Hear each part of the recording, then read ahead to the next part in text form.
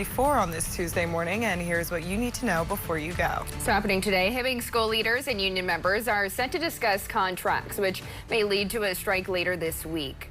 Today's mediation session comes after the two groups' first meeting earlier this month. AFSCME, which represents 115 Hibbing school employees, agreed to hold off the strike authorization vote during that first meeting. Now the two groups will discuss contract disputes, and if no agreement is reached, a strike could start as early as tomorrow.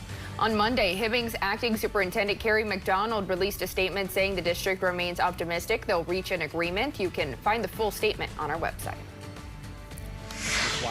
Gregory Bovino is retiring from the Border Patrol. Bovino became the face of President Trump's immigration crackdown in Minneapolis. Bovino was removed from his role as Border Patrol commander at large in January after the deaths of Renee Good and Alex Preddy at the hands of federal immigration agents in Minneapolis. He will now retire at the end of this month.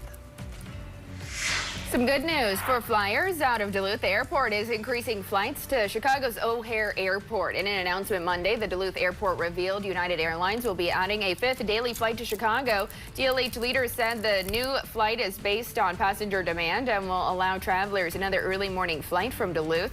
The new flights begin at the end of this month. DLH will have 5 daily nonstop flights to Chicago through United now and 6 daily nonstop flights to Minneapolis through Delta.